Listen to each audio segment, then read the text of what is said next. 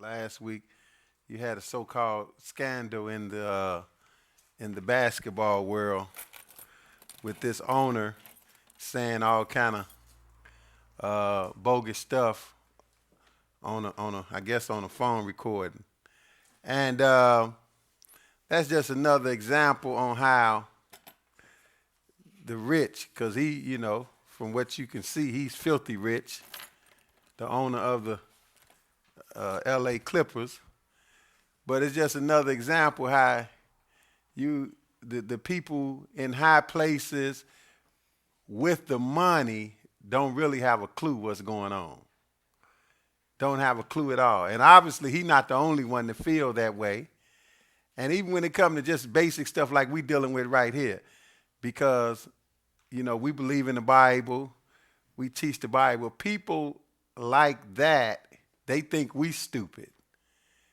That's what the Bible say. It said the word of God to the so-called rich and famous and powerful is foolishness to them. But what they about is foolishness. But right now, that's the way it is. The rich rule over the poor. But it's not going to be that way much longer. The Lord lets you know that clearly. He show you so many ways how the table is going to turn. And like everything else, it come right back to Israel. Because nobody is more poor than Israel. As a people, Israel is the poorest of the poor as a nation. But that's going to change because the Lord, he know how to even the score. So the only thing you have to do is find out what's important to God and do his will. That's why the Lord say he gonna give you life and give it to you more abundantly. Getting eternal life is not worth trading for no amount of money.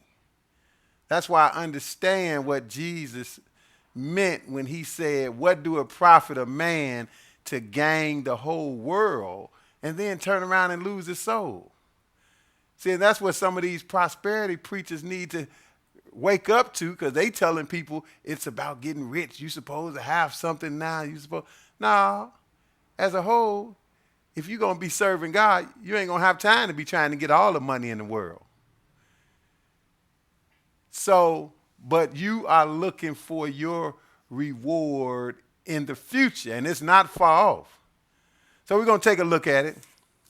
That's the title, The Poor Chosen to Rule Over the Rich. See, so I'm quite satisfied without having a whole lot right now because I know what the end is. I'm quite satisfied. I wouldn't trade my position for the owner of, definitely not him, but because he's in a little trouble now. But he all right. He still got plenty of money. But for none of the rich, I wouldn't trade my position with them because I know what the end result is. And the Bible lets you know wisdom is better than riches. But now, the poor chosen to rule over the rich. We're going to start off at Proverbs 22. Proverbs 22, and we're going to pick it up at verse 1. Proverbs 22 and verse 1. Go ahead. A good name is rather to be chosen than great riches. See, nobody talk about this. The preachers that talk about prosperity is your birthright, they telling you, oh, you're supposed to have money. Some of the preachers got people running up, throwing money at their feet, just throwing. It's about money. Money's supposed to have money. Money, prosperity. Supposed to have everything good. No, not if you serving God. And it's nothing wrong if you do have something. Job was rich, but Job didn't put his stock in his riches. And the Lord showed you an example with Job. He took everything that Job had. Job said, skip it. I didn't come here with nothing anyway. Naked came I into the world. Naked I'm going to leave. He still praised the Lord when he became filthy poor. He still honored God because he knew that's what it was about. That's what it was all about. So, but you got people talking about you supposed to be rich. You supposed to have prosperity. Look, you supposed to be content with what you have and work on saving your soul. So he tells you here, a good name is rather to be chosen than what? Than great riches. Great riches. People don't think about that. Than great riches. Go ahead. And loving favor rather than silver and gold. And loving favor rather than silver and gold. You want to be on the right side of the tracks, in other words. You want to be on the Lord's side. But let's see how it all end up anyway. Verse 2. The rich and poor meet together. The Lord is the maker of them all. See, the rich and the poor, ultimately, that's what it's amazing to me that you got rich and famous people, and they don't realize, I mean, they should be able to see it. We see it. How long is it going to last? It's not going to last that long. They see everybody that came before them, no matter what they had, they still died and went to the dirt just like a poor person. That's what the Lord trying to show you. Why are you going to trade off to be rich for a short amount of time and neglect to do God's will, which is going to count for eternity? It's just a short amount of time that we on this earth now. That's why he's telling you, the rich and the poor, they meet together. They end up in the same place. You know, I guess sometimes they don't like to bury the poor in the same cemetery. It don't matter. Dirt is dirt. And the Lord is the maker of them all, he said. So the Lord got everybody's number. Skip down to verse 7 and read that. The rich ruleth over the poor, and the borrower is servant to the lender. See, that's right now. See, the title of the lesson is just the opposite from that. But the title of the lesson is speaking about in the future, not far. The poor chosen to rule over the rich. But right now, it's just the opposite. We know that. He said, the rich ruleth over the poor right now. And the borrower is servant to the lender. See, and that's the way it's been set up. You know, people think they got something, they go borrow a lot of money. Look, you still serving somebody. You borrowing money and got to keep working to pay it off. Even I do real estate, and I don't have no problem telling people that, you know, the whole scheme of mortgages, which now they done messed all that up, but the whole scheme of mortgage to me haven't never been nothing but a racket and a ripoff. Here, I'm trying to help somebody get a loan so they can buy a house, but I'll tell them in a minute. To me, but you got to live somewhere, so what the heck? But a mortgage had never been nothing but a racket and a ripoff, because you serve it to the lender. And I'm talking about big time. You know, how you gonna buy a house for $100,000? How much you gonna pay when it's over with? Well, let's just see, probably $300,000, because you're gonna have a 30-year note. So they making sure what the Lord is saying right here is true. The borrower is servant to the lender. But now go to James 2. But that's the way it is now. The rich ruling over the poor, but the poor going to take over in a while. The poor that do God's will, I should add, because you can be poor and still be a fool too. It's just like Israel is the main poor, and this going to come back to Israel like everything do. But some Israelites, though they poor now, they not going to make it into the kingdom, because they're not going to do what they supposed to do. So that go without saying, the poor that got enough sense to be righteous. Like, it's just common sense. Why are you going to suffer now in this life and then get messed up in the life to come? James 2:1. James 2 and verse 1. Okay, go ahead. My brethren, have not the faith of our Lord Jesus Christ, the Lord of glory, with respect of persons. Okay, so now he got to talk to these people about having respect of persons.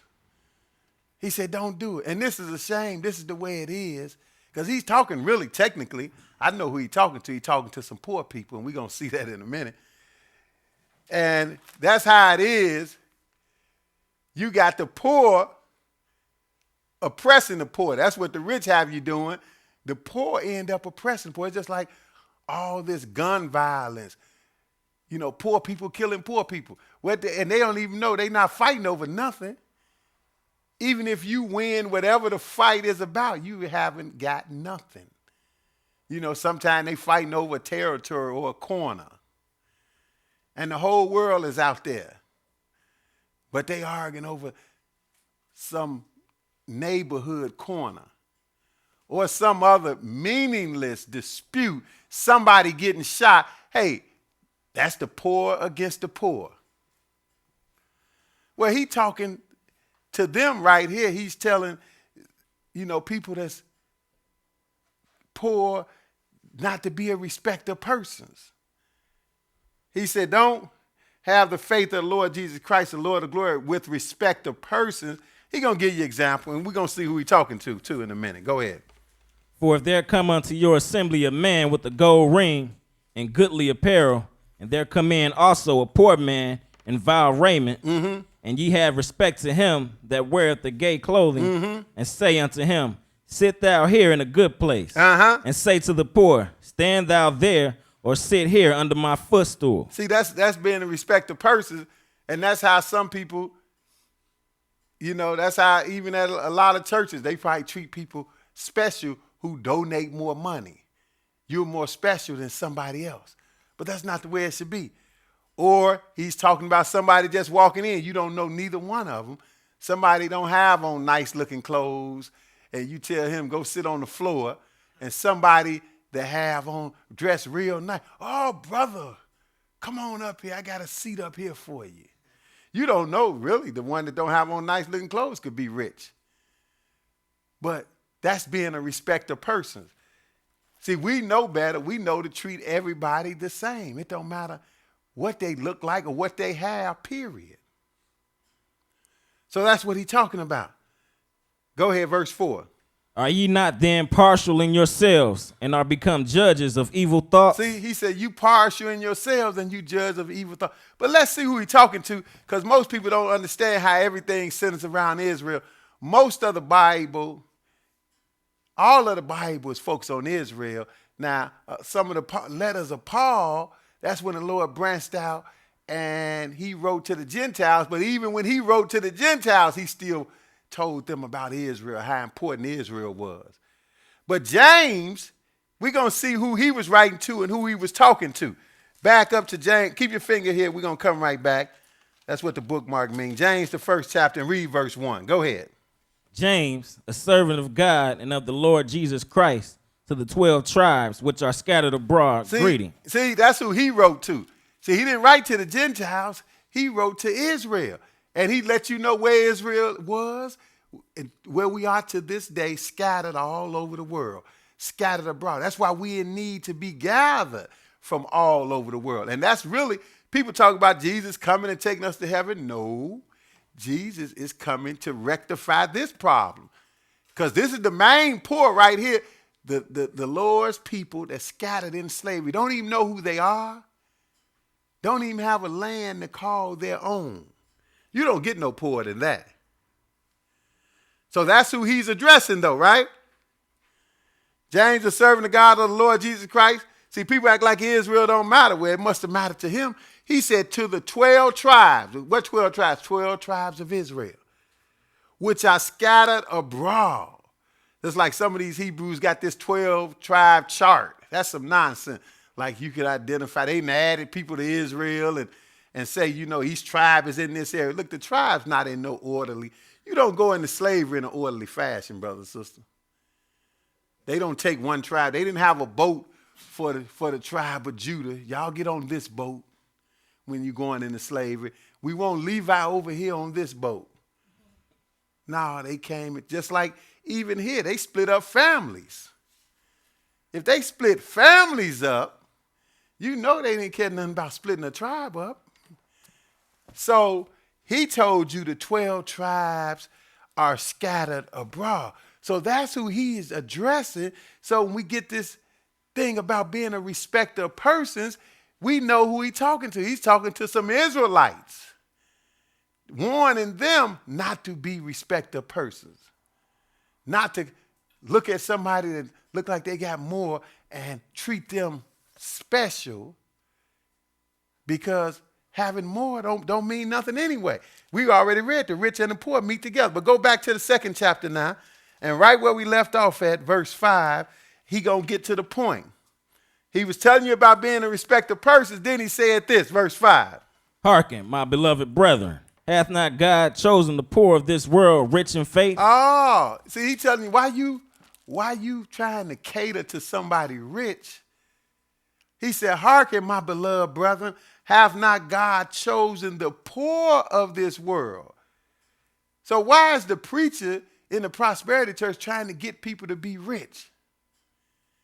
That's why even Jesus said, hardly the rich go in, because you got too many distractions. Some people want, oh, I wish I can get a whole lot of money.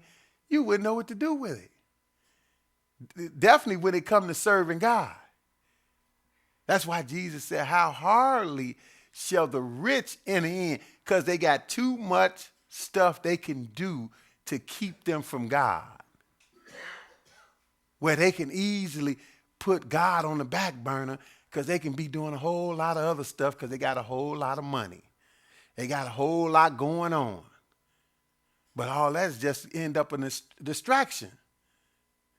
So he said, hearken, my beloved brethren, have not God chosen the poor of this world rich in faith?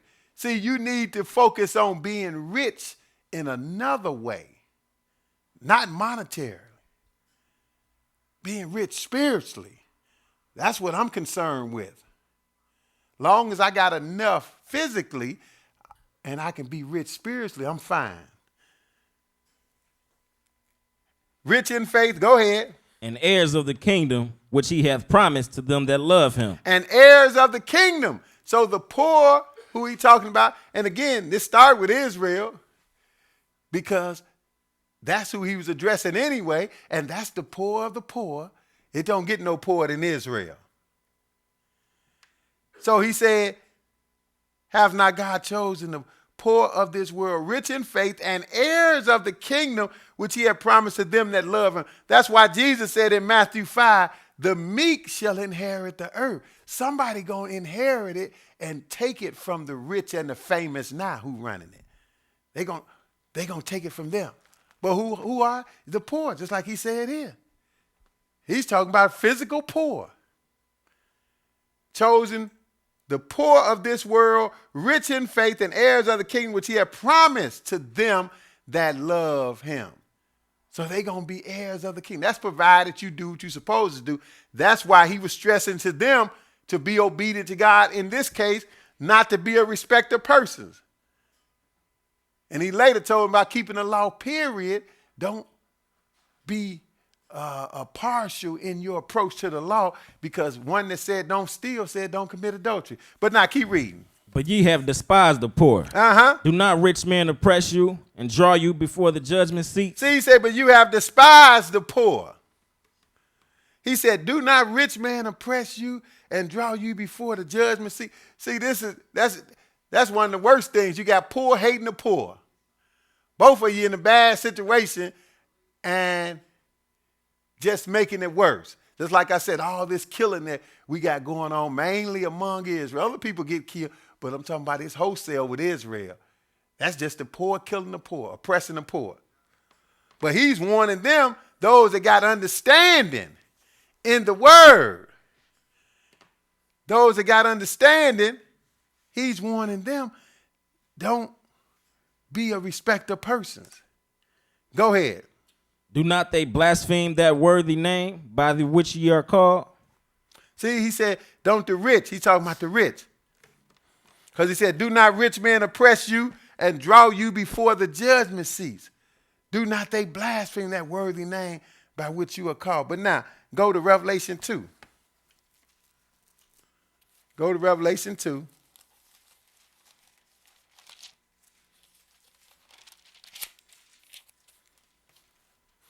And we're going to show you it always come right back to Israel. That's what he's going to tell you right here. Because James wrote to the 12 tribes scattered abroad, right? He wrote to them. Then he said, have not God chosen the poor of this world, rich in faith, and to be heirs of the kingdom? See, that's what I'm looking for. I'm not looking to be rich now. I'm looking to get rich from God, because you don't get no richer than that. So I will tough it out right now. James 2 and Revelation 2 and verse 9. Revelation 2 and 9. Go ahead.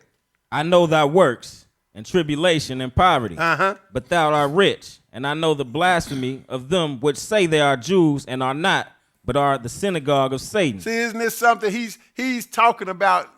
He know two different groups of people, two different nations, brothers and sisters. The first people is, of course, Israel. The same ones James wrote to, the 12 tribes scattered abroad. That means we were scattered out then, and it's only gotten worse since then. We don't even have a clue where home is. So now once we got scattered out, you had somebody else move in and take over what used to belong to us, the so-called Jews, which is what this owner of the Clippers, he even said that, because he is so-called Jew.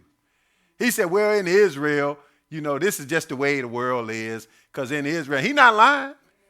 He told the truth. He just dumb enough to put it on the tape recorder. He said in Israel, you got white Jews and black Jews, which always befuddled me, how people let people get away with saying that, look, they got to be one or the other. That lets you know something wrong. He acknowledged, though. He said, well, see, in Israel, it's white Jews and it's black Jews. And see, in Israel, the white Jews treat the black Jews like what he said, dogs, right? He said they treat them like dogs. And he telling the truth. But the thing is, they not real Jews, the white ones. Because they can't be, look, either the Jews are black or they white, brothers and sisters. What other nation can you have occasion to say that about? You ain't never going to say, well, the white Ethiopians and the black Ethiopians. You ain't never heard nobody say that, have you? You ain't never heard nobody say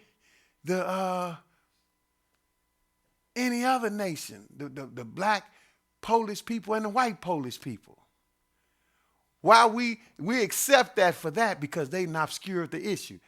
Now, the Jews are black, period. And they in a bad predicament. They not rich like the so-called Jews. So read it again, 2 and 9. I know thy works. Now God is talking. The Lord is talking.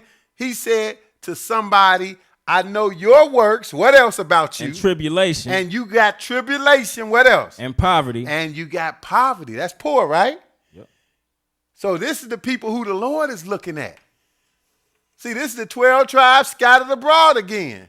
And we don't even know who we are now, because we scattered out and somebody else say they Jew. So I know thy works and your tribulation and your poverty, but what? But thou art rich. Oh, but you rich. Just like James said, have not God chosen the poor of this world rich in faith? See, Israel, though we lost, ultimately we rich spiritually, and that's setting the stage for us to be rich, period. I'm talking about running the world. That's why I tell people, I had a boss one time, he was a brother. And I said, man, in a little while, we're going to run the world. He said, man, please. He couldn't believe nothing like that. But see, he don't know nothing about the Lord. The Lord got this set. And see, the Lord is fair. He is with the underdog. So he said, I know your works, your tribulation, and your poverty, but you rich. How you going to be rich in poverty at the same time, unless you're talking about two different ways? Just like James said, have not God chosen the poor of this world rich in faith? See, that show you, hey, we Israel, we got more church than anybody. We just not doing it right. But he said he knows somebody else. What else? And I know the blasphemy of them which say they are Jews and are not, but are the synagogue of Satan. Oh, and on the other hand, he know about some other people which lied. People say, when you tell them about the Jews, you know, like we tell them where the Jews is black, we Israel, which we preach, got plenty of scripture to prove it, artifacts to prove it. You tell, some people get upset like, oh, why are you talking about that? Wait, that ain't important. Look, it must be important. This is, people say they believe in Jesus. Well, these Jesus words, right?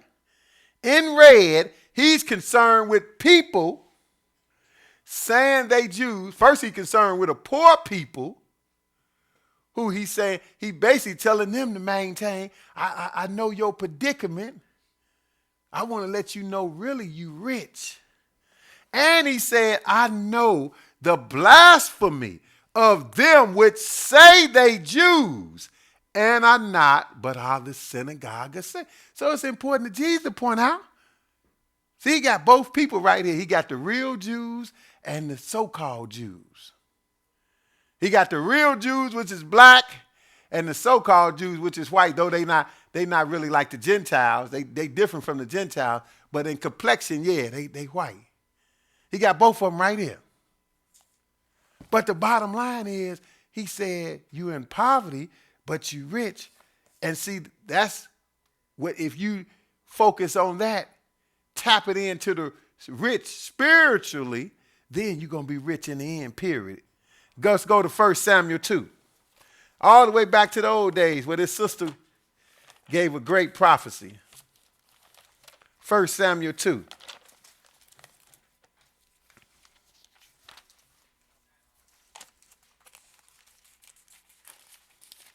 First Samuel 2,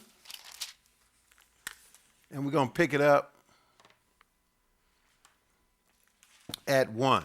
1 Samuel 2 and verse 1. Okay, go ahead. And Hannah prayed and said, my heart rejoiceth in the Lord. Mine horn is exalted in the Lord. My mouth is enlarged over mine enemies, because I rejoice in thy salvation. See, now Hannah, she was praying. She was going through some hard times, and that show you that whenever you're going through some hard times, instead of trying to handle it yourself or doing something on your own to rectify the matter. You read the first chapter, you'll see where she's going. She was married to a man, and he had another wife, and the other wife mistreated her big time, made her feel real low and real bad, but she didn't slap her upside the head, didn't curse her husband out like, you know, could happen nowadays. She didn't do none of that. She sought the Lord. Because the woman was wrong. She was vexing Hannah. She was vexing Hannah to no end. But Hannah sought the Lord, and she looked to the Lord for her justice or her remedy. So, and she wanted a child, and she prayed, and the Lord blessed her with one of the greatest prophets Israel had, and this guy here, who this is named after, Samuel. That was her first son. She had more kids after that. So after she gave birth or got pregnant, yeah, she had the baby already. She prayed and said, my heart rejoices in the Lord, and my horn is exalted in the Lord. My mouth is enlarged over my enemy, because I rejoice in thy salvation. Verse 2. There is none holy as the Lord, for there is none beside thee, neither is there any rock like our God. Talk no more so exceeding proudly. See, that's how the rich do, by the way. That's how the rich do, and she going to get to that. Talk no more exceeding proudly. Go ahead. Let not arrogancy come out of your mouth, for the Lord is a God of knowledge, and by him actions are weighed. The bowels of the mighty men are broken, and they that stumbled are girt with strength. See, she's showing you how the Lord work on behalf of those that's on the bottom. That's what she's talking about. That verse 4, the bows of the mighty men are broken. That's the one with the power. And they that stumbled, the ones that stumbling, all of a sudden they girded with strength. Verse 5. They that were full have hired out themselves for bread. See, the ones that's rich, that's full, he said they didn't hire themselves out for bread. See, she looking all the way down at the end. The Lord's showing us she know what's going to happen in the future. They that were full have hired themselves out for bread. Go ahead. And they that were hungry ceased, so that the barren hath borne 7, and she that hath many children is waxed feeble. The Lord killeth and maketh alive. He bringeth down to the grave and bringeth up. The Lord do all that. He killeth. People don't attribute that to God, but the Lord killeth and he make alive. He bringeth down to the grave and bringeth up. Go ahead. The Lord maketh poor and maketh rich. He bringeth low and lifteth up. See, the Lord do it all. See, that's why even if you don't have much, if you poor, hey, you ain't got to be cursing nobody out. Hey, the Lord see that you poor. Matter of fact, the Lord made you poor. Deal with your situation and please the Lord so you can be rich ultimately. Because the Lord set the stage, set the table how it is. The Lord maketh poor and he maketh rich. That's why I'm not mad at nobody rich. I'm not upset at the rich. Only problem is with the rich, they don't have enough decency to try to help all the people that don't have nothing. That's their problem. That's why the Lord gonna bring them down. They got plenty. With all the rich in the world, it shouldn't be nobody starving. So he said, the Lord maketh poor and maketh rich. He bringeth low and lifteth up. Verse 8. He raiseth up the poor out of the dust and lifteth up the beggar from the dunghill. See, this what the Lord gonna do ultimately. He raised up the poor out of the dust and lifted up the beggar from the dunghill. Go ahead. To set them among princes and to make them inherit the throne of glory. For the pillars of the earth are the Lord's, and he has set the world upon them. See, the Lord run all of this. And a little while, he gonna put things in his perspective the way he wanted. Just like James said, have not God chosen the poor of this world, rich in faith and heirs of the kingdom? See, the saints, the poor saints gonna run it in the end. That's why he said heirs of the king. Well, she's saying the same thing right here. He raised up the poor out of dust and lifted up the beggar from the dung to set them among princes and to make them inherit the throne of glory. Because the Lord ruled this ultimately. He allowed it to be how it is, and he going to make sure it change in due season. And it's coming soon. For the pillars of the earth are the Lord's, and he have set the world upon them. Now, go to Matthew 11. Go to Matthew 11. Because she was talking about how arrogant the people can be, talking proud. And that's how the rich are. That's why this owner of the team was talking so stupid.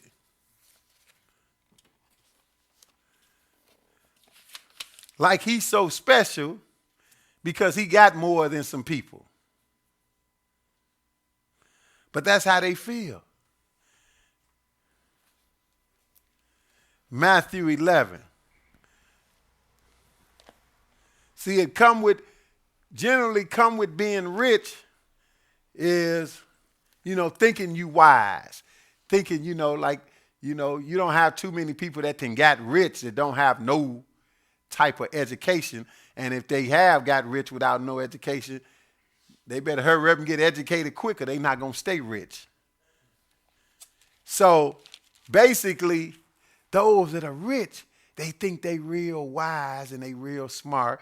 They too smart for their own good, in other words. Matthew 11:1, though. Let's see who Jesus was addressing, then we're going to get to that. 11:1, go ahead. And it came to pass, when Jesus had made an end of commanding his 12 disciples, he departed thence to teach and to preach in their cities. Now when John had heard in the prison the works of Christ, he sent 2 of his disciples. Now, first of all, this is John the Baptist who is talking about who was in prison. This is what I'm saying. Sometimes we get to complaining over a particular situation, and your situation could be great compared to somebody else's situation. It's just like this brother. He hadn't did no wrong, and he's in prison. He's in prison. John the Baptist, actually, he ended up getting beheaded in prison. Not for any wrong on his part. But The wicked people, the rich, wicked people did that, and they going to pay for it in the end, and John the Baptist going to be ruling over them. John the Baptist going to be judging them. But he was in prison right here for nothing. He was a great prophet, end up in prison. See, I'm just pointing that out because stuff like this will happen to us, and we'll be crying all day long. Oh, why the Lord let this, oh. You've been to did something and be in prison and be crying. I get letters from brothers in prison. I know. We be getting letters. They be crying, oh, they treat me so bad in here. I'm in the belly of the beast, brother. I'm in hell in here. I be writing back, well, what did you actually do something? Yeah, you know, I messed up, but still. But here, this brother, he hadn't did nothing. He in prison, and now only thing he wanted to know was Jesus. He sent some disciples to ask Jesus was what? Verse 3. And said unto him, art thou he that should come, or do we look for another? See, that's what he sent the disciples to ask Jesus. Because he in prison, he hearing all this stuff. Now, he knew, but I guess he wanted to make sure. Go ahead. Jesus answered and said unto them, go and show John again those things which ye do hear and see. See, he said, now go show John some of this stuff. Go ahead. The blind receive their sight. Now, that's a miracle, right? Go ahead. And the lame walk. That's a miracle, right? The lepers are cleansed. And that's a miracle. And the deaf hear. And that's a miracle. The dead are raised up. Now, we know that's a miracle. Jesus did all that. He's healing the blind, the deaf, raising the dead, all these great stuff. Go ahead. And the poor have the gospel preached to them. Ooh, that's a miracle too, ain't it? You know all these are miracles. In other words, because don't nobody care about preaching to the poor. Don't nobody care about the poor. But that's who Jesus was concerned with. See, a lot. That's why these preachers teaching this prosperity stuff, they focus on being rich. They want people to bring them more and more money. They want some rich folks in there. They want people with more money to keep contributing to them anyway. So he said, the poor have the gospel preached to them. But skip down to verse 25 and go ahead.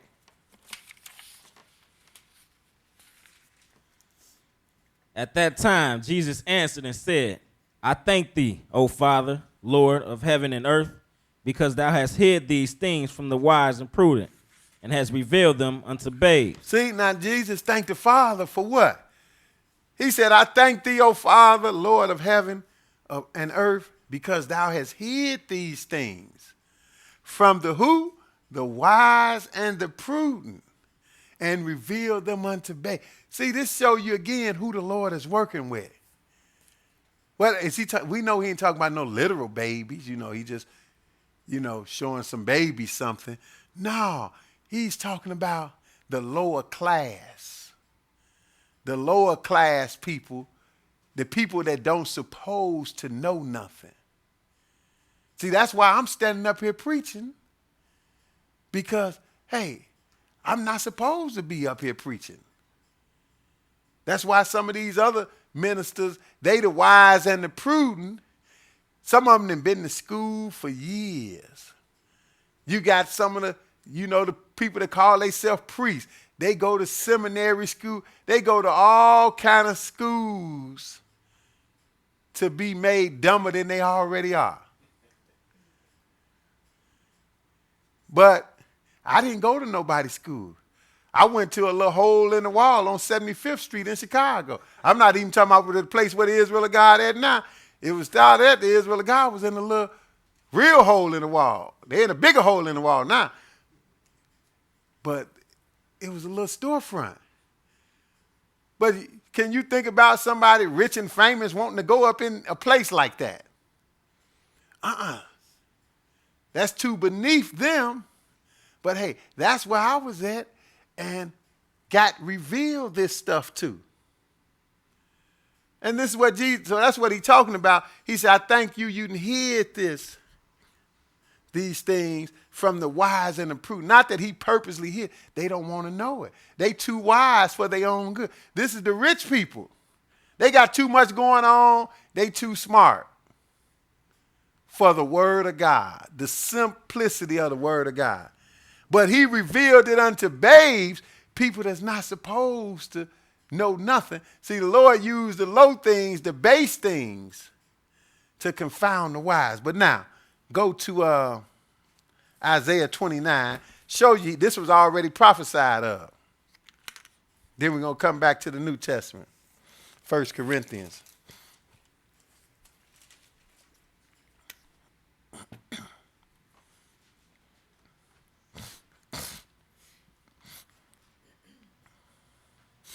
Isaiah 29.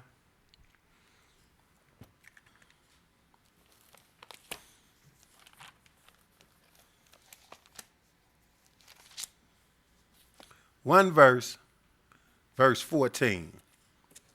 29 and 14. Go ahead. Therefore, behold, I will proceed to do a marvelous work amongst this people, even a marvelous work and a wonder. See, all this go back to Israel. That's who he's dealing with.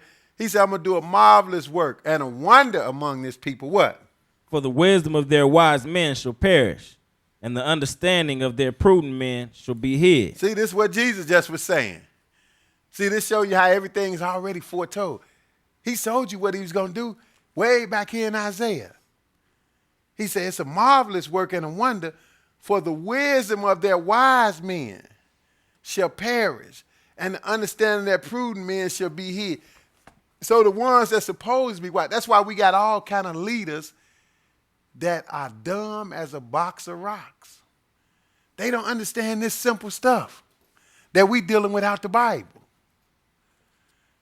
That's what he mean. We got leaders, and most of them, that's what they do. They end up selling out for the money. That's why I listen to people like Sharpton and Jesse Jackson. I saw Jesse Jackson on the program. He had to know, he's supposed to be a preacher too. You know, they call him reverend. I saw him on the program with another preacher. At least this preacher had enough nerve to halfway. He was sugarcoating it, but he from New York. He was halfway standing up from, and then not Sharpton, this is somebody else, the other preacher. He was halfway standing up against this gay marriage stuff. And then the guy got around to Jesse and said, well, Jesse, well, you know, you're a preacher too, so you have a problem with it too. I'm not totally convinced that something is wrong with gay marriage. I said, where did you? And he tried to quote a few. He mentioned how Solomon had more than one wife, and David had, marriage take on different forms. You know, in that time they had more than one wife. So I'm like, boy, you ain't got good sense. You will get convinced. But that's the thing. He don't have no wisdom. And a lot of them, they get in position, they take the money and run. They go with the status quo. So, but that's the stuff he's talking about. What he said? He said, the wisdom of their wise men shall perish, and the understanding of their prudent men shall be hid. You know, your understanding is hid. You're supposed to be a preacher with this Bible here, and you not convinced that something is wrong with gay marriage? Yeah, you definitely, your wisdom is hid. But now go to 1 Corinthians 1. But see, all this go together with them getting money. When you get enough money, you start saying what people want to hear. 1 Corinthians 1.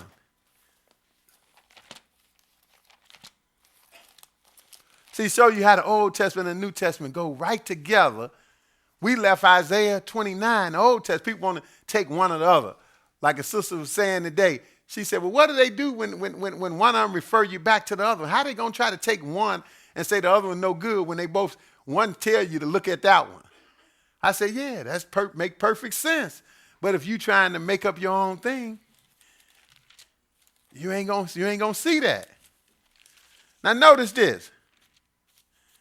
We left the Old Testament, come clean to the New Testament, 1 Corinthians 1 and 19. Go ahead. For it is written. It is written. Where is written at? Well, we just read Isaiah 29, didn't we? Yep. That's where it's written at. See, but how you going to do away with the Old Testament and be a New Testament Christian when they keep telling you to go back and look at what's written? It is written. What's written? I will destroy the wisdom of the wise Uh-huh. and will bring to nothing the understanding of the prudent. Same thing, right? Yep. See, this the rich and the famous, the ones that's supposed to be wise, the ones that's supposed to get top billing. They somebody. Go ahead. Where's the wise? Now, where's the wise? Where's the scribe? Where's the scribe? Go ahead. Where's the disputer of the world? Uh-huh. Hath not God made foolish the wisdom of this world? That's right. The wisdom in this world, with all the money that come with it, is foolishness. See, you can go to college, get all kind of degrees. That's fine if you do that. But if you don't know God, that don't mean nothing. Don't mean nothing. See, he done made foolish the wisdom of this world.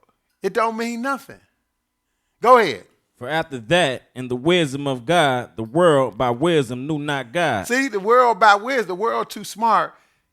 We got all of this modern technology, but think God is unimportant. Matter of fact, think, the Bible is stupid. They so wise, they done came up with evolution and the Big Bang Theory. And you preaching that you believe what the Bible said, that God created everything. I'm talking about these people think you stupid. Oh, they believe in the creation. Yeah, well, that sounds much more plausible than a Big Bang Theory. Like we just had an explosion and it just ended up like this in perfect order. That don't make no sense. But they so rich and so wise, they done lost sight on what's going on. Have not God made foolish the wisdom of the wise? Verse 21, for after that in the wisdom of God, the world by wisdom knew not God. What did God do? It pleased him what? It pleased God by the foolishness of preaching to save them that believe. See? So God turned around and something real simple, we just preached to people and he used the base people to do that to save people. Go ahead. For the Jews require a sign, and the Greeks seek after wisdom. See, Israel, they looking for a miracle, and the Gentiles, hey, they want this worldly wisdom, but they ain't talking about no godly wisdom. Go ahead. But we preach Christ crucified, unto the Jews a stumbling block, and unto the Greeks foolishness.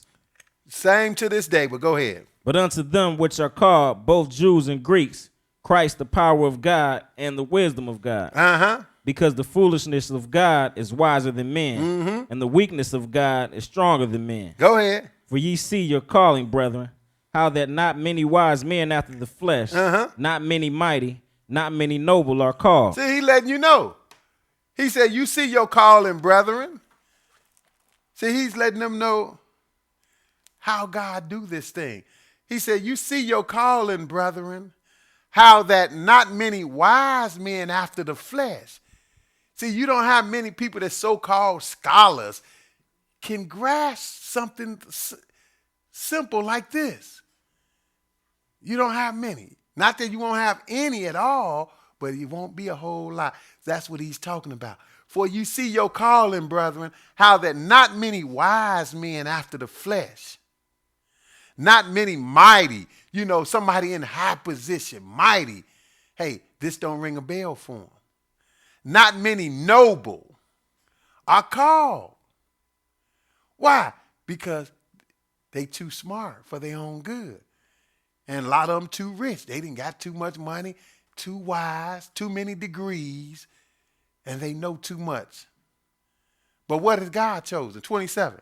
But God hath chosen the foolish things of the world to confound the wise. See, God has chosen the foolish things of this world. He take the lowly to confound the wise. That's the same thing with the poor, because they go hand in hand. The wise and the noble, those are the rich.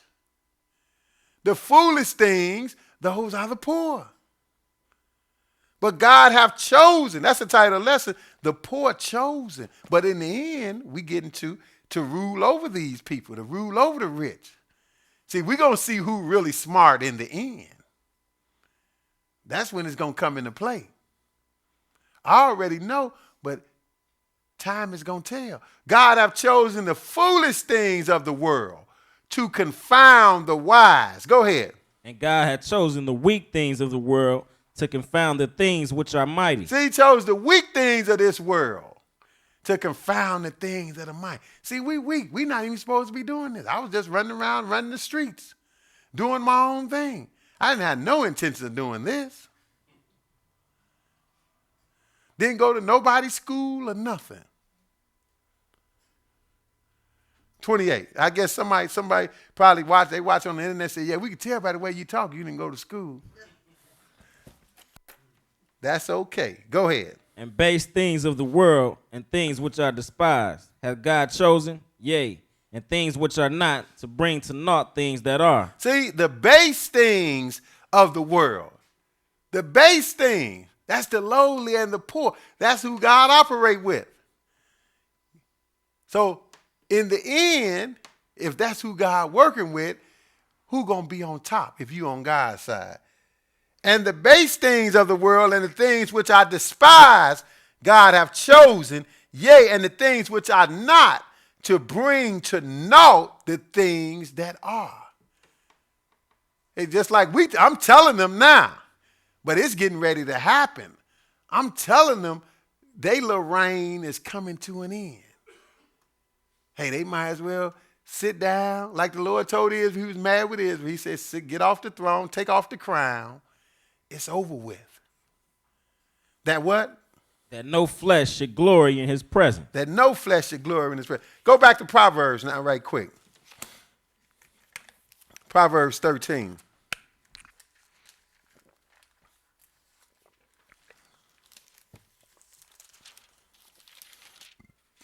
We're going to read one verse. Verse 7. Proverbs 13 and verse 7. See, people striving to be rich now, selling out for basically a few crumbs. 13 and 7. Go ahead. There is that maketh himself rich, yet hath nothing. See, and that's what people striving to be rich, but they ain't going to have nothing when it's all said and done. There is that maketh himself rich, yet have nothing, but I prefer to be on the other end. What? There is that maketh himself poor, yet hath great riches. Hey, that's a big, that's a, what you say, a conundrum. There is that maketh himself rich, yet have nothing. See, he worried about being rich. He don't have nothing, because that's only going to last a moment. There's that maketh himself poor, yet hath great riches. That's what we've been seeing all along. But let's look at it. Go to Hebrews 11. Let's look at a living example of it. Hebrews 11. And it's telling us about somebody in the old days, an Israelite, one of the greatest prophets. Hebrews 11.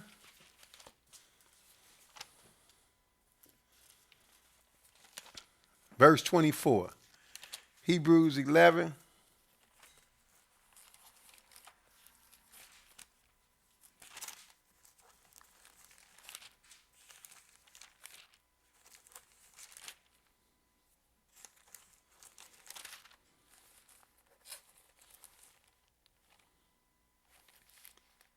Okay, 11 and 24. Go ahead. By faith, Moses, when he was come to years, refused to be called the son of Pharaoh's daughter, choosing rather to suffer affliction with the people of God than to enjoy the pleasures of sin for a season. See what Moses did? By faith. People act like faith just started. No, faith been around. Moses had great faith. He had enough faith to give up the riches of this world. Had them at his fingertips, in his grasp. By faith, Moses, when he was come to years, refused to be called the son of Pharaoh's daughter. See, he had it made. All he had to do is go along with the program. Most people in Moses' shoes, that's all they would have did. But he refused it, choosing rather to suffer affliction with the people of God than to enjoy the pleasures of sin for a season. But he had his eye on another prize, though. Not this immediate prize. He had it on the big prize. What? 26. Esteeming the reproach of Christ greater riches than the treasures in Egypt. Esteeming the reproach of Christ greater riches than the treasure in Egypt. See, people act like in the Old Testament, they didn't know nothing about Christ. Look, Moses talked to Christ. That shows you how people don't know Christ. They act like, oh, they didn't have nothing. They just had some little works to do. We got Christ. Look, Moses talked to Christ. Christ is the one who gave him the law. That's why I say esteeming the reproach of Christ. What he know about Christ? Plenty. Esteeming the reproach of Christ greater riches than the treasures in Egypt. So this is what we just read in Proverbs, brothers and sisters. There is that maketh himself rich, yet have nothing. There is that maketh himself poor, yet have great riches. That's what Moses did. Hey, he made himself poor, but had great riches ultimately. That's what he did. He esteemed the reproach of Christ greater riches than the treasures in Egypt. Go ahead. For he had respect unto the recompense of the reward. See, he had respect to what the Lord going to give us when it's all over with. He had respect to that. Now, Psalm 49. We're going to wrap it up.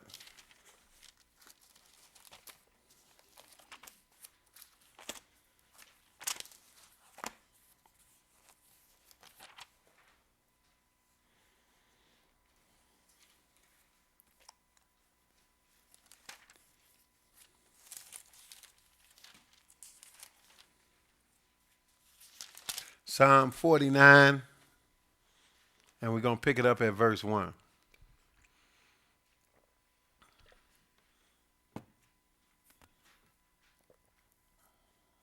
Okay, go ahead. Hear this, all ye people. Give ear, all ye inhabitants of the world. See, the Lord wants everybody to hear this. He said, let everybody listen, all ye inhabitants of the world. Go ahead. Both low and high, rich and poor together. See, that all go together. He said everybody, from the top to the bottom, both low and high, rich and poor together. Go ahead. My mouth shall speak of wisdom, and the meditation of my heart shall be of understanding. I will incline my ear to a parable. I will open my dark saying upon the harp. Wherefore should I fear in the days of evil, when the iniquity of my heel shall compass me about? See, that's why when Jesus came, he spoke in many parables. But he said he going to take care of the business. So wherefore should he fear in the days of evil, when the iniquity of his heels shall compass him about? That's why the Bible said the serpent going to bruise his heels, but he going to bruise his head in the end. But who are these people who Satan used to do some damage? Go ahead, verse 6. They that trust in their wealth and boast themselves in the multitude of their riches. See, that's what's going on now. They that trust in their wealth and boast themselves in the multitude of their riches. Go ahead. None of them can by any means redeem his brother, nor give to God a ransom for him. None. He said not one of them. None of them can by any means redeem his brother. No matter how much money you got, it can't buy you out of death for nobody else. None of them can by any means redeem his brother, nor give to God a ransom for him. Go ahead. For the redemption of their soul is precious, and it ceaseth forever. Ooh, that's a long time. The redemption of their soul is precious, he said, and it ceaseth forever. Go ahead. That he should still live forever and not see corruption.